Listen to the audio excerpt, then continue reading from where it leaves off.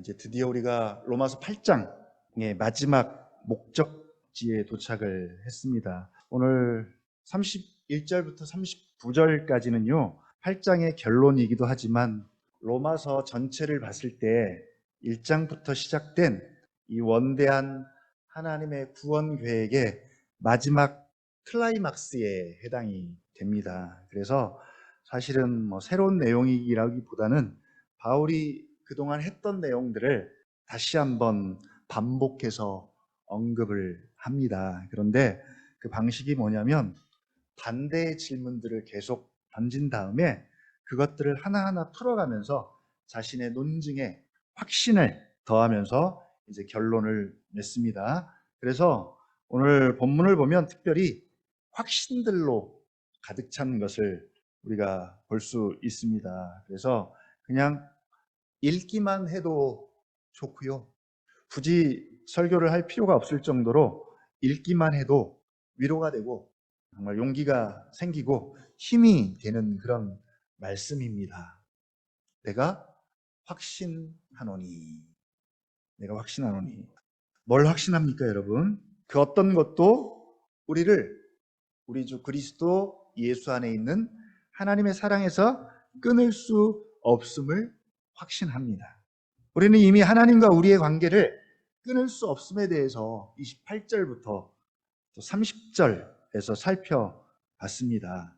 하나님이 미리 아신 자들을 또한 정하신 그들을 또한 부르신 그들을 또한 의롭다 하시고, 의롭다 하신 그들을 또한 영화롭게 하셨기 때문에 이 모든 것을 합력하여 선을 이루시는 하나님의 구원을 망치거나 삐뚤어지게 하거나 연결고리를 끊어버릴 수 없다는 사실을 알았습니다.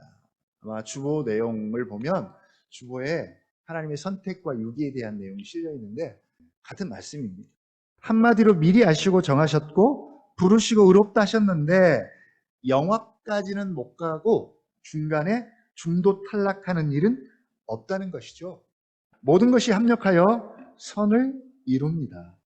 영화에 이르게 될 것이고요. 아들의 형상을 본받게 됩니다.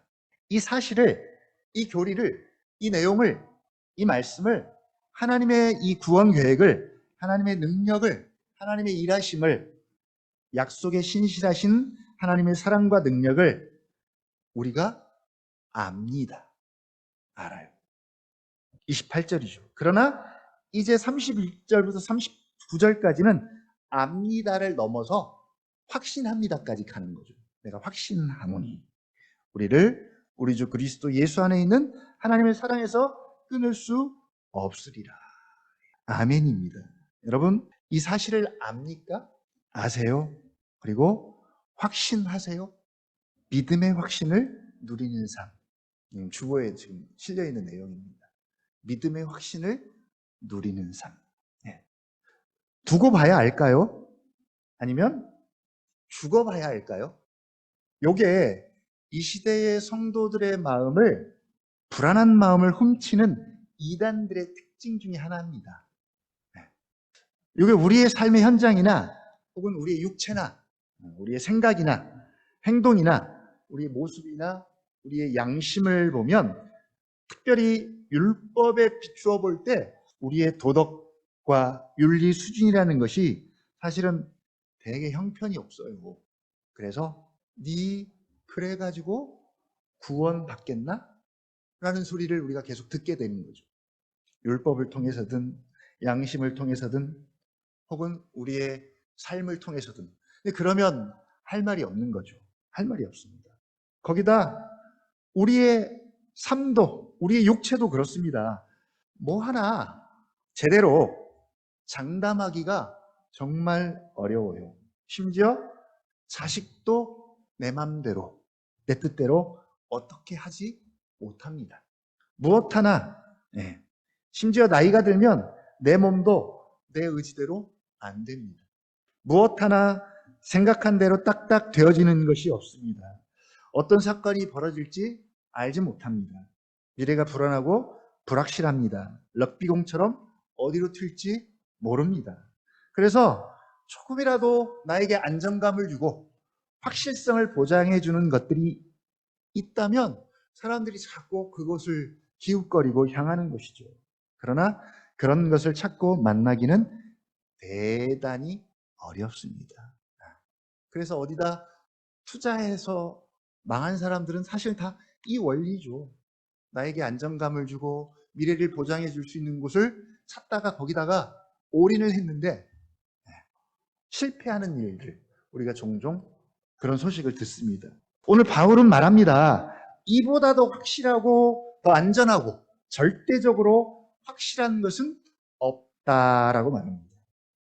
뭐가 그렇게 절대적으로 확실하다고 바울은 말하고 확신합니까?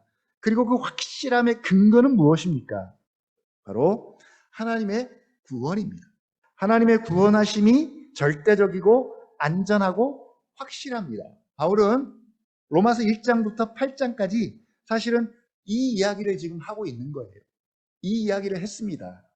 그리고 오늘 31절부터 39절까지는 그것을 이제 마지막 결론적으로 도장을 한 번 더 찍어서 이보다 더 확실할 수는 없다는 것을 다시 한번 보여주려고 하는데, 자, 바울이 이 구원의 확실성을 보여주기 위해서 택한 방식이 뭐냐면 바로 질문의 형식이에요. 질문.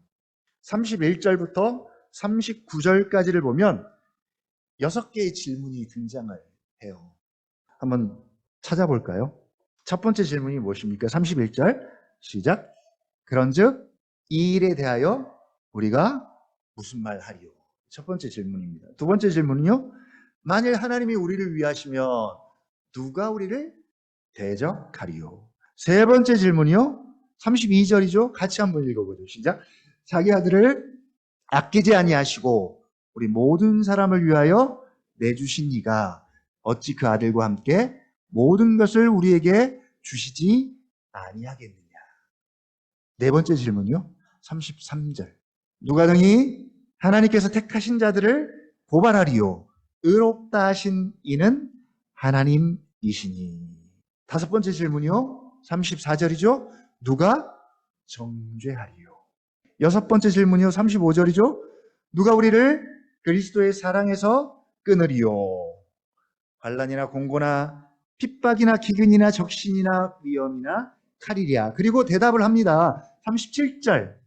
그러나 이 모든 일에 우리를 사랑하시는 이로 말미암아 우리가 넉넉히 이기느니라. 그리고 38절 하이라이트죠. 내가 확신하노니 사망이나 생명이나 천사들이나 권세자들이라 현재일이나 장래일이나 능력이나 높음이나 기쁨이나 다른 아무 피조물이라도 우리를 우리 주 그리스도 예수 안에 있는 하나님의 사랑에서 끊을 수 없으리라. 예. 바로 이렇게 6가지 질문을 통해서 다시 한번 정리를 하면서 결론을 짓고 있는데요.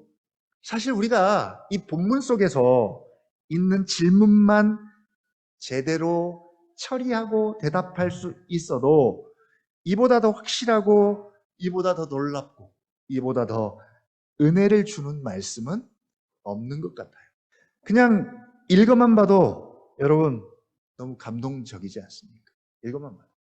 하나님이 우리를 위하시며 하나님이 나를 위하시며 누가 우리를 대적하리요? 누가 나를 대적하리요? 근데 우리가 그저 감동의 수준에서 끝날 것이 아니라 바울은 이 말씀을 우리에게 어떤 느낌과 감동으로 들려주고 싶어 하지는 않는 것 같아요. 물론 할 수만 있다면 어떤 감동이 따라온다면 좋겠지만 바울은 우리가 충분히 이 내용을 이해해서 알기를 원하고요. 또 이 내용으로 인해서 더 확신하고 구원에 있어서 훨씬 더 안정감을 갖기를 원합니다. 믿음의 확신을 누리는 삶. 지금 계속 소개하고 있죠. 그렇게 하기를 원하는 거죠. 믿음의 확신을 누린다라는 표현과 이렇게 접목을 시켜놨어요. 그래서 그냥 단순히 이 말씀을 암송하고 사용하는 것도 좋겠지만 왜 그런지에 대한 근거를 아는 것은 훨씬 더 중요한 것 같습니다. 왜 그런지. 먼저 오늘 우리가 생각해 볼 질문은 31절에 언급되고 있는 2개의 질문입니다. 31절입니다. 그런즉 이 일에 대하여 우리가 무슨 말 하리요? 만일 하나님이 우리를 위하시면 누가 우리를 대적하리요? 이미 바울은 여러 차례 이 질문을 했어요. 여러분 익숙합니까? 처음 보세요? 그런즉 이 일에 대하여 우리가 무슨 말 하리요? 처음 듣나요? 어디서 많이 보지 않았습니까? 예. 원래는 1장부터 사실은 쭉 설교를 해야 했는데 급한 나머지 제가 생략하고 그냥 8장으로 왔어요. 8장부터 시작을 했습니다. 그런데 원래 6월 달이 우리 하필입니다. 하필. 우연인지 말씀 묵상이 로마서여서 너무 감사했습니다. 룻기를 보면 룻이 이삭을 주우러 갔잖아요. 이삭을 주우러 갔어요. 누구 밭에 갔습니까? 우연히, 성경이 그렇게 기록해요. 우연히 베는 자를 따라서 밭에서 이삭을 줍는데 우연히 엘리멜렉의 친족 보아스에게 속한 밭에 이르렀더라. 나오미의 죽은 남편의 친족이죠. 밭에 갔는데 우연히 갔어요. 근데 이 우연이 여기서 끝나지 않고 4절에 보니까 마침 보아스가 베들레헴에서부터 와서 베는 자들에게 이르되, 룻이 간 날 우연히 보아스가 또 그 밭에 왔어요. 그리고 룻이 이삭을 줍는 그 시간에 마침 보아스가 거기에 온 거죠. 쌍우연입니다. 쌍우연. 하나님은 이렇게 우연을 사용하셔서 하나님의 위대하고 놀라운 구원의 역사를 이루어 갑니다. 매일 성경 전체를 한번 보려면 6년이 걸려요. 6년.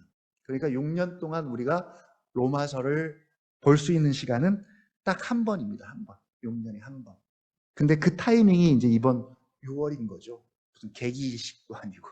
제가 좀 과장해서 이 우연을 룻기의 우연처럼 뭔가 특별한 우연으로 해석을 잠깐 해봤는데, 마침 설교를 못했지만 말씀 묵상을 통해서 충분히 우리가 1장부터 8장까지 봤다는 이야기예요. 봤습니다. 7장에서 비슷한 질문을 우리가 만납니다. 7장 7절 한번 가볼까요? 같이 한번 읽어보죠. 시작. 그런즉 우리가 무슨 말을 하리요? 예. 같이 읽죠. 계속요. 율법이 죄냐?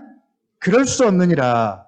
율법으로 말미암지 않고는 내가 죄를 알지 못하였으니 곧 율법이 탐내지 말라 하지 아니하였더라면 내가 탐심을 알지 못하였으리라. 예.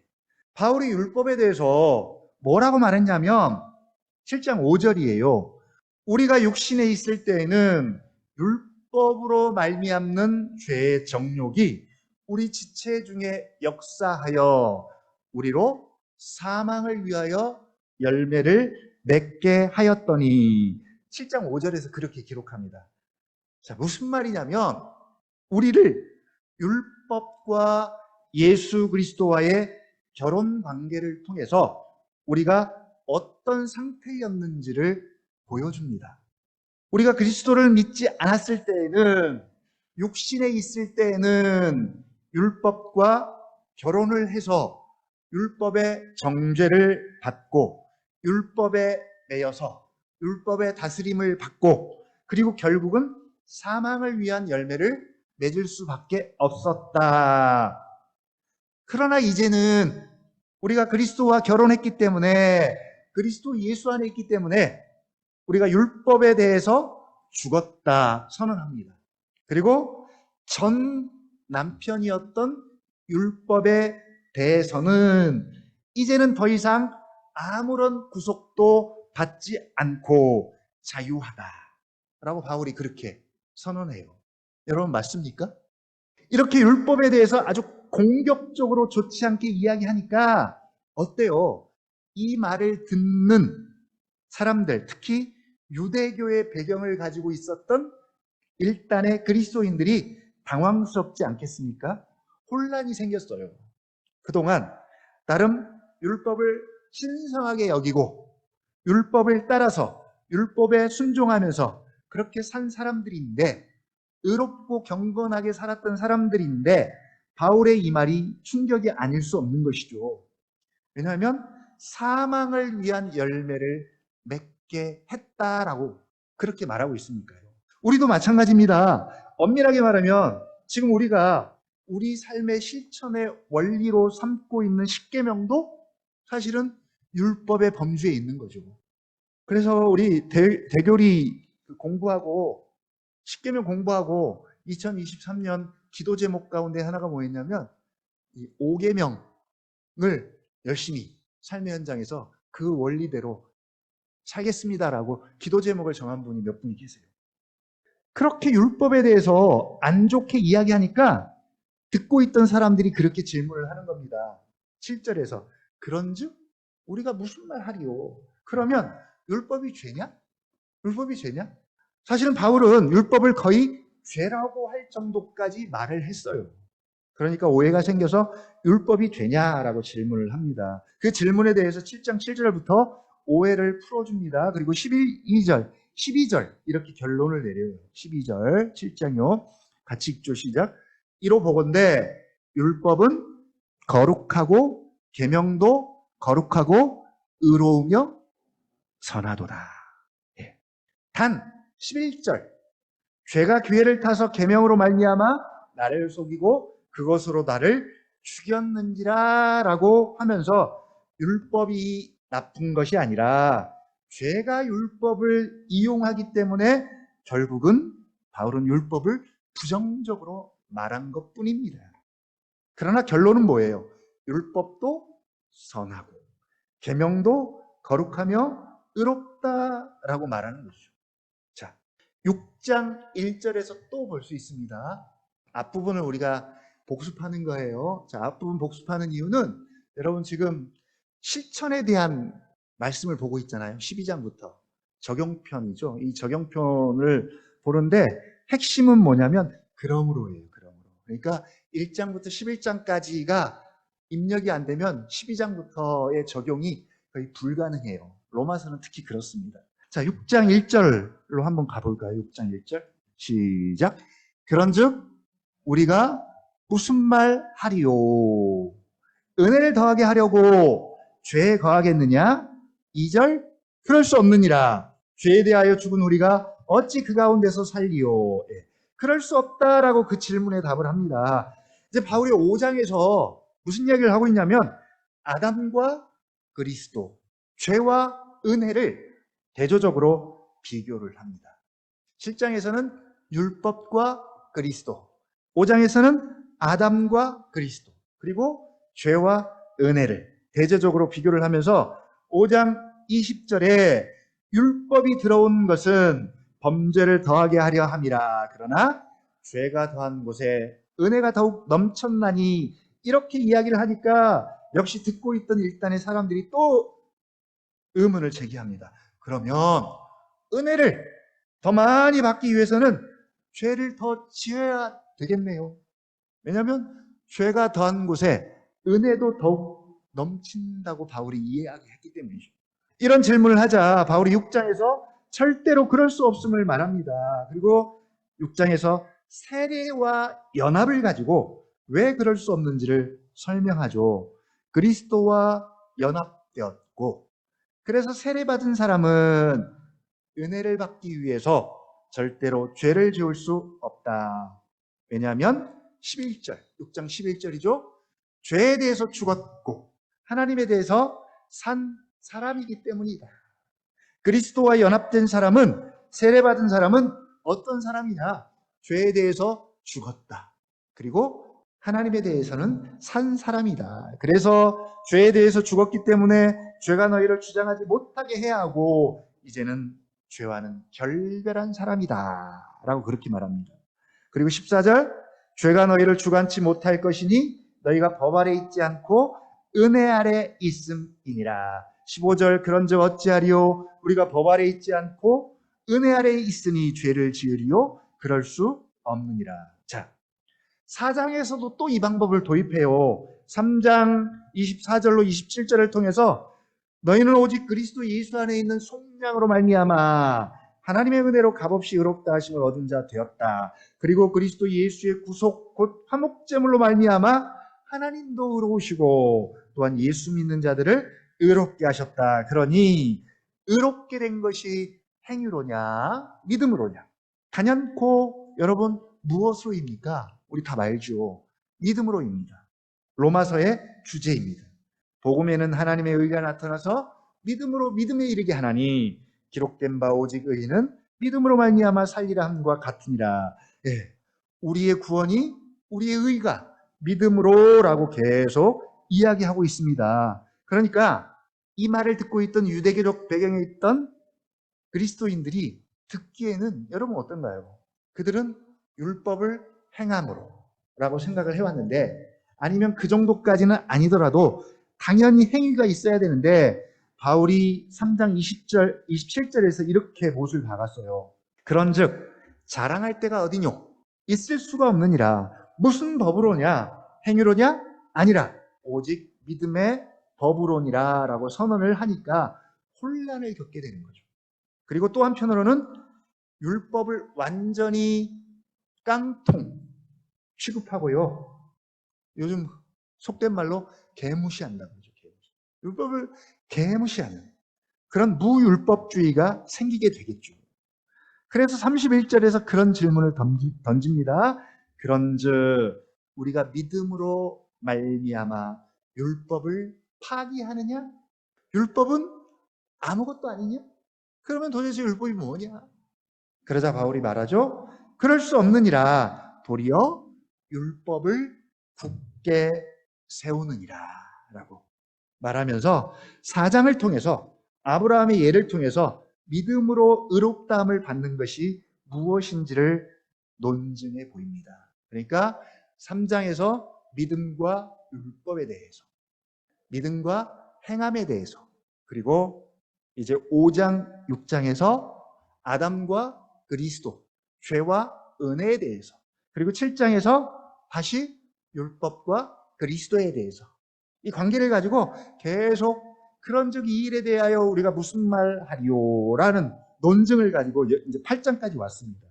이 31절 질문을 통해서 로마서 1장 16, 17절에 대한 로마서의 주제를 자연스럽게 8장까지 연결을 해서 논증을 합니다. 그리고 오늘 역시 이 질문도 그런 의미가 있습니다. 31절입니다. 그런즉 이 일에 대하여 우리가 무슨 말 하리요라는 질문은 이제 앞에 있는 로마서 28절에서 30절 말씀과 더불어서 함께 생각을 해야 되고요. 더 나아가서는 로마서 앞부분 전체와 연관을 지어서 생각을 해봐야 합니다. 어떻습니까, 여러분? 앞부분과 연결해서 생각이 될까요? 그러니까 좀 전에 말씀드린 대로 이것은 감동적이기보다는 우리의 사고와 생각을 요하는 말씀이에요. 18절에서도 말씀을 드렸지만 생각하건대입니다. 생각하건대. 그래서 둘을 비교를 해봐야 됩니다. 그냥 가만히 있으면 비교가 안 되고요. 따져봐야 됩니다. 생각을 해봐야 됩니다. 아무 생각이 없으면 아무 사고도 하지 않은 상태에서는 아무것도 비교할 수 없습니다. 현재의 고난과 장차 우리 앞에 나타날 영광을 비교할 수 없습니다. 기대하기 어렵습니다. 이 타락한 본성과 지성은 아주 복잡한 것을 싫어해요. 저도 마찬가지입니다. 복잡한 걸 싫어합니다. 우리 육신도 편한 것 좋아하는 것처럼 우리 지성도 사실은 생각하고 복잡한 것을 아주 싫어해요. 아주 단순하게 믿고 싶어 합니다. 믿음도 마찬가지입니다. 그냥 고민 없이, 어려움 없이 단순하게 믿으려고 해요.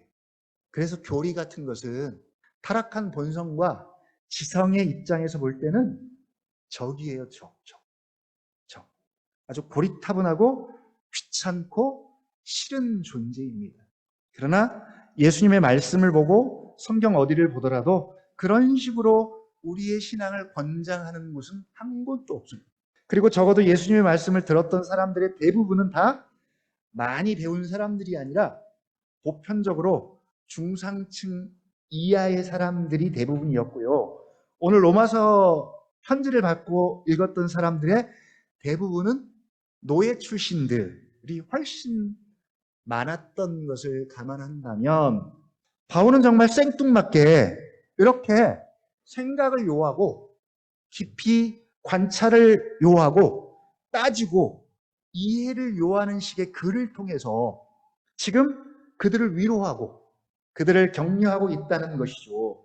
우리의 신앙의 방식을 좀 깊이 좀 생각을 해봐야 합니다. 그리고 여전히 그 시대의 사람들은요, 우리보다 훨씬 더 불안했을 것입니다. 그들에게는 안정감을 줄 만한 요소가 별로 없었습니다. 정치적으로도 그렇고요, 경제적으로도 그렇고요, 특히 종교적으로도 그렇고요, 직업적으로도 마찬가지입니다. 개인의 삶도 마찬가지입니다. 그들은 하루도 편할 날이 없는, 안식이 없는 그런 어려움을 겪고 있는 그런 사람들입니다. 그런 그들에게 바울은 이렇게 논증의 요소를 가지고 그들을 지금 대하고 있습니다. 그래서 적어도 우리가 확신 가운데 거하고 절대적인 안정감을 갖기를 위해서는 앞에 있는 바울의 논리나 흐름을, 그리고 바울이 이야기한 바를 어느 정도는 이해하고 알고 있어야 합니다. 그리고 마음속으로 이런 질문을 스스로 해야 하고요, 이 질문에 대한 답을 각자가 스스로 가지고 있어야 합니다. 자, 다시 질문합니다. 그런즉 이 일에 대하여 우리가 무슨 말 하리오? 자, 이 일은 어떤 일입니까? 이 일. 바울이 그동안 했던 모든 말씀들, 특히 28절에서 30절까지를 통해서 바라본 하나님의 구원 계획과 하나님의 뜻입니다. 하나님의 뜻. 하나님의 아들의 형상을 본받게 하고, 그리고 말미암아 그리스도를 영화롭게 하고 영광스럽게 하기 위해서 우리를 미리 아시고 정하시고 또 우리를 부르시고 의롭다 하시고 영화롭게 하실 것이라는 확신과 모든 계획에 대해서, 그리고 모든 것을 합력하여 선을 이루시는 그 하나님의 구원 역사에 대해서, 하나님의 구원하심에 대한 모든 것을 통틀어서 이 일에 대해서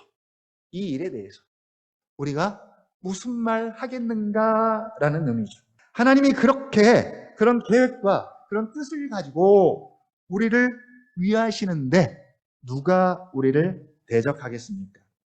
우리를 대적한다는 말은 그런 의미가 있습니다. 바울이 확실하게 지금까지 이야기했던 우리에 대한 하나님의 계획에 차질이 생기는 것이죠.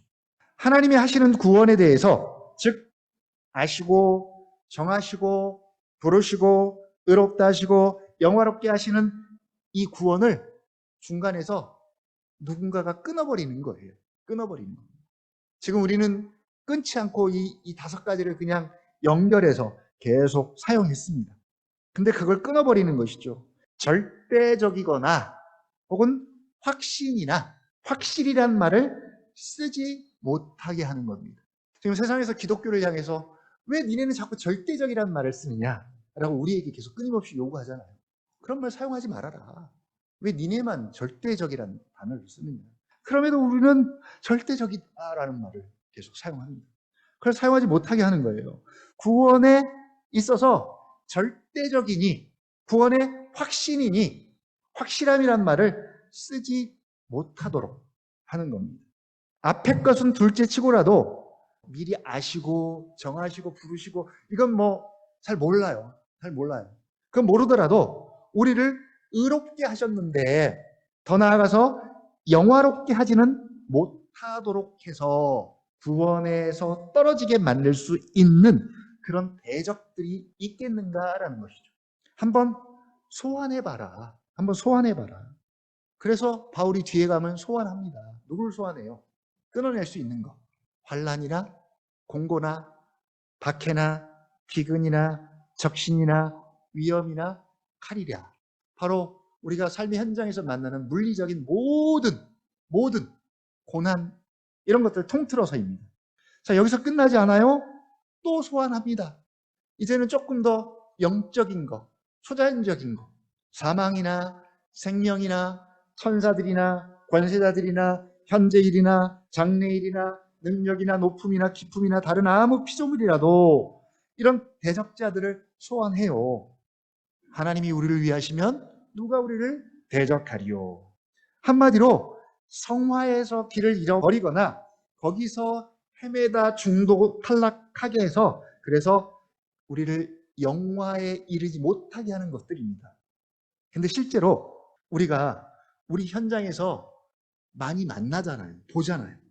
봅니다. 함께 신앙생활했던 우리의 가족들이, 지인들이 어느 날 어떤 이유로 함께 예배를 드리지 못하고 있어요. 그래서 이런 현상을 보면 마치 그들이 구원에서 떨어진 것처럼 보여요. 그래서 이런 현상들을 우리가 계속 보다 보면 29절에서 30절의 말씀들이 미리 아시고 정하시고 부르시고 의롭다 하시고 영화롭게 하신다는 이 견인도리가 맞는지 갸우뚱해집니다. 여러분 맞습니까? 맞다고 하는데 현장을 보면 마치 떨어져 나간 사람들이 있다는 거죠. 그러면 도대체 지금 일어나는 이 현상들은 뭐냐 이거죠. 우리 가족들 중에도 있어요.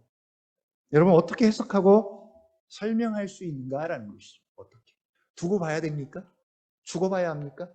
그럼에도 불구하고 성경은 초지일관, 하나님을 사랑하는 자, 그의 뜻대로 부르심을 입은 자들에게는 만일 하나님이 우리를 위하시면 누가 하나님을 대적하겠는가입니다.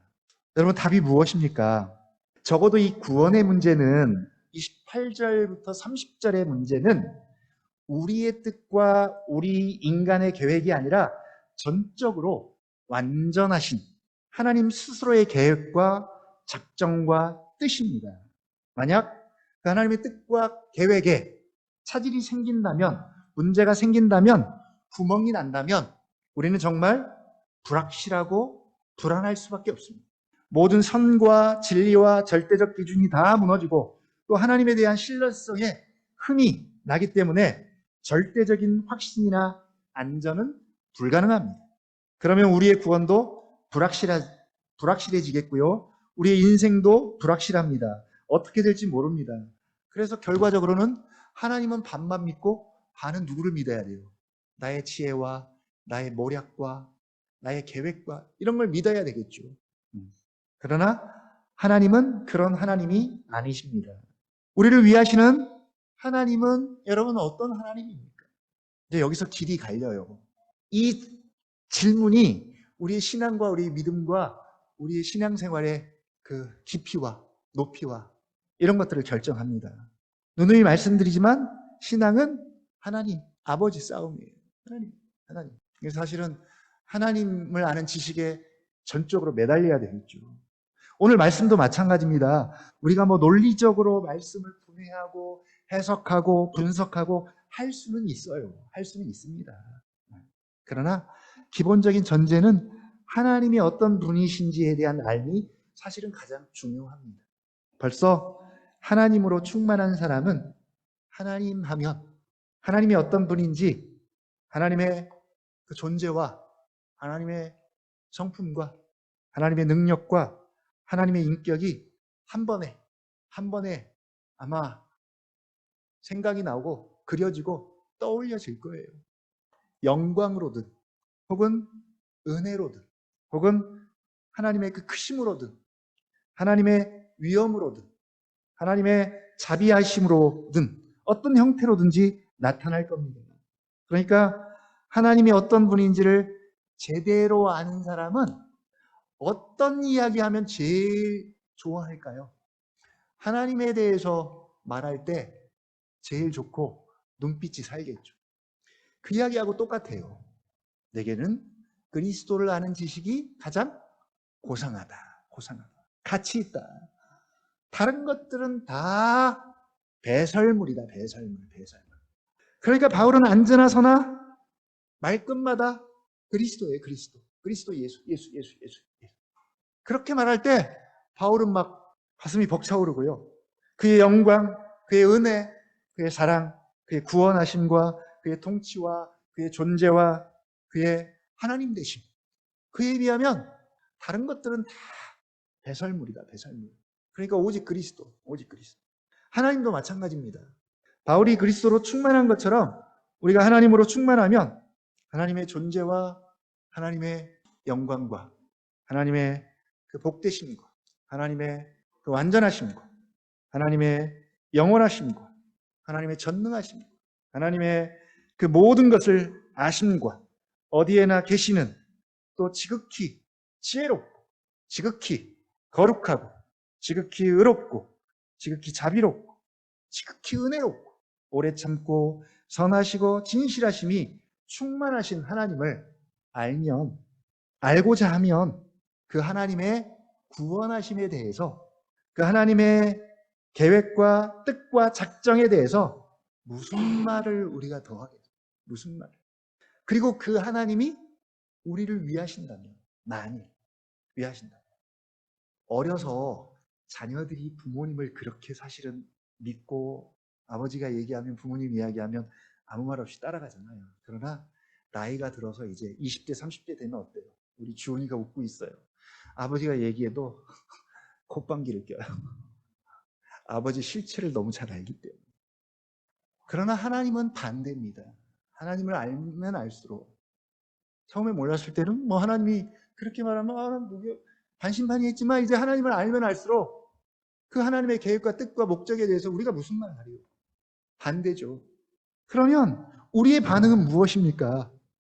찬송입니다. 찬송하리로다. 찬송하리로다. 하나님 곧 우리 주 예수 그리스도의 아버지시 깊도다 하나님의 지혜와 지식의 그 부요함에 주는 세세토록 찬송과 영광을 받으실지어다. 사실 우리의 할 일은, 하나님을 알게 되면 우리의 할 일은 그 하나님의 능력과 영광과 지혜와 부와 힘과 권세를 찬양할 일밖에 없는 거예요.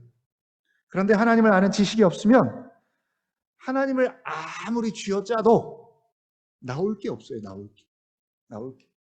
하나님에 대해서 우리가 몰라도 너무 몰라요. 아는 게 없어요.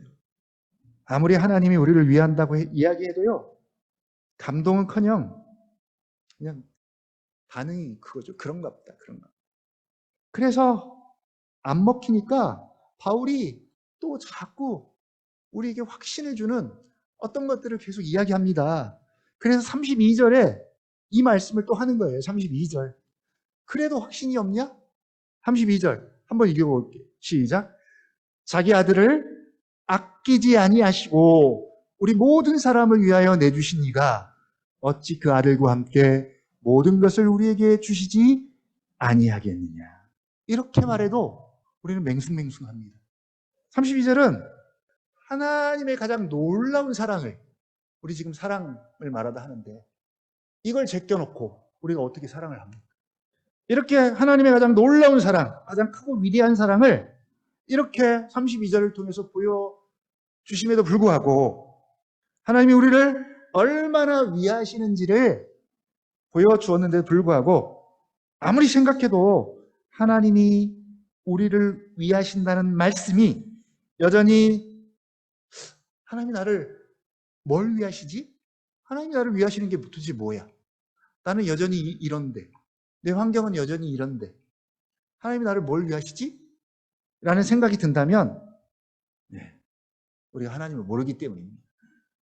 그래서 다시 하나님으로, 하나님 싸움으로 다시 가야 합니다. 하나님으로 다시 충만해지고 하나님을 알기를 원합니다. 하나님을 알면 아는 만큼만 은혜입니다.